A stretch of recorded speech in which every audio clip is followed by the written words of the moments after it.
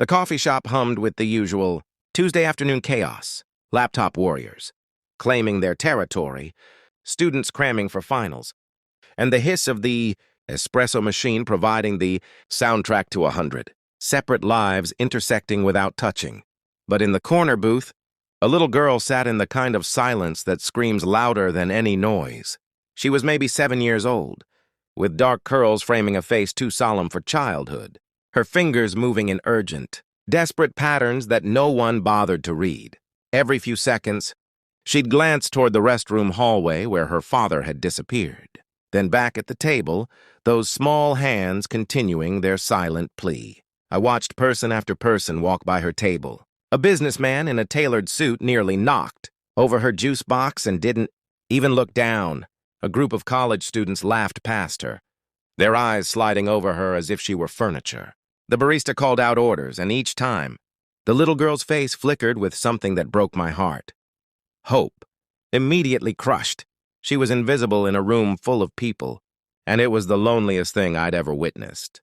I'd been sitting there for 20 minutes, nursing a latte that had gone cold, pretending to review case files for work, but really just people watching, which was a terrible habit I'd picked up during my divorce. That's when I noticed her, really noticed her. Her hands were moving again, more frantically now, and I recognized the signs. My younger brother Danny was deaf, had been since birth, and I'd grown up in a world where hands spoke louder than voices. The girl was signing help over and over, then bathroom, then something I couldn't quite make out. She was trying to get anyone's attention, her eyes growing wider with each failed attempt. I closed my laptop and made my way over, kneeling beside her table so we were at eye level. "Hi," I signed, watching her face transform like someone had turned on a light inside her. "I'm Sarah. What's your name?" Her hands flew so fast I almost couldn't keep up. "Emma, I need help. My daddy went to the bathroom a long time ago. I'm scared something happened." My stomach dropped. "How long?" She held up both hands, opening and closing them twice. 20 minutes. Way too long. "I'm going to check on him, okay? You stay right here," I signed, then added out loud for anyone who might be watching. "I'm just going to check the restroom. This little girl's father has been gone a while." But no one was watching. That was the problem.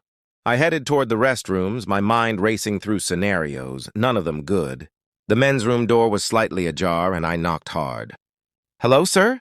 Your daughter is worried about you." Nothing. I knocked again, louder. "I'm coming in if you don't answer."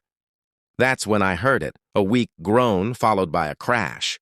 I pushed the door open and found him collapsed against the sink. A man in his late 30s with the same dark curls as Emma, his face pale and covered in sweat. His expensive watch caught the fluorescent, light as he tried and failed to push himself up. "Don't move," I said, already pulling out my phone. "I'm calling 911. "Emma," he managed to whisper. "My daughter. She's deaf, I know. She's safe. I can sign. She told me you were in here. Just stay still." The next 15 minutes were a blur of paramedics, questions, and controlled chaos. Apparently the man whose name was Marcus Chen was diabetic and had experienced a severe blood sugar crash. The paramedics said if he'd been alone much longer, it could have been critical. They stabilized him quickly, but he needed to go to the hospital for observation. Through it all, Emma stood beside me, her small hand gripping mine with surprising strength. I translated between her and the paramedics, between her and her father, between her and a world that had walked past her 24 times without seeing. "I'm scared," she signed to me as they loaded Marcus onto the gurney. "I know, sweetheart. But your dad is going to be fine. He's already looking better, see?" I pointed to Marcus, who did indeed have more color in his face and was trying to sit up despite the paramedics' protests. "Will you come with us?" Emma asked, her eyes pleading. "I don't know the other words they're saying." I looked at the paramedic, who nodded. "We'd actually appreciate that, ma'am. Are you a family friend?" "Just someone who knows sign language," I said. But Emma's hand tightened in mine, and I realized I was already more than that. At the hospital, things moved faster. Marcus was taken for tests, and I stayed with Emma in the waiting room, signing stories to keep her distracted. I told her about my brother Danny, about how he'd taught me that silence isn't empty. It's full of everything people forget to say. I told her about the time Danny got lost at a carnival and used sign language to find a deaf volunteer who helped him, creating a connection that saved the day. Not many people know signs, Emma said, her fingers moving slowly, thoughtfully. Daddy says that's okay, that I'm perfect how I am. But sometimes I wish people could hear me. I hear you, I signed back. And you know what? You probably saved your dad's life today by trying so hard to get help. You were so brave. Her eyes filled with tears and she launched herself at me, hugging me with the force of every emotion she'd been holding in. I held her and thought about all those people in the coffee shop. Good people probably, who'd walked past because they didn't know how to bridge, a gap they didn't understand existed. 2 hours later, a doctor emerged with good news. Marcus was stable, fully conscious, and would be fine with some medication adjustments and closer monitoring of his blood sugar. They'd keep him overnight for observation, but he could see Emma now. When we walked into his room, Marcus's eyes found mine first. You saved my life, he said, his voice rough but steady. The doctor said another 30 minutes. Emma saved your life, I corrected. I just translated. Emma ran to her father's bedside, and they had a conversation in sign language so fast and emotional. I only caught fragments. I was so scared. And I'm okay, and I love you, repeated over and over. Then Marcus looked at me again. I don't even know your name. Sarah Mitchell. Sarah Mitchell. He repeated it like he was memorizing it. I watched the security footage from the coffee shop. The hospital wanted to see what happened before I collapsed. Do you know how many people walked past my daughter while she was asking for help? I nodded. I'd counted. 43. You were the only one who stopped. The only one who saw her. His voice cracked. I always tell Emma that she's not invisible, that the world just needs to learn to see differently. Today you were proof that I wasn't lying. 3 weeks later, I got an email from Marcus. Chin. I'd given him my contact information before leaving the hospital, just to check on Emma, but I hadn't expected what I found in my inbox. He wanted to fund a program teaching basic sign language in public spaces, coffee shops, libraries, community centers, places where deaf individuals might need help but couldn't easily ask for it. He wanted to start a foundation that trained first responders and business employees in basic signs, and he wanted me to help him build it.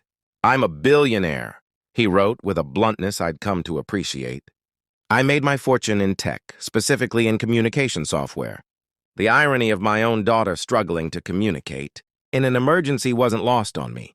Money can't buy the kind of awareness you showed that day, but it can create opportunities for more people to have that awareness. Will you help me? I read the email 3 times, then called Danny.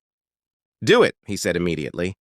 Do you know how many times I've needed help and nobody around me knew how to ask? What I needed? Do you know how many deaf kids feel invisible every single day? If this rich guy wants to throw money at the problem, let him. And you'll make sure he does it right.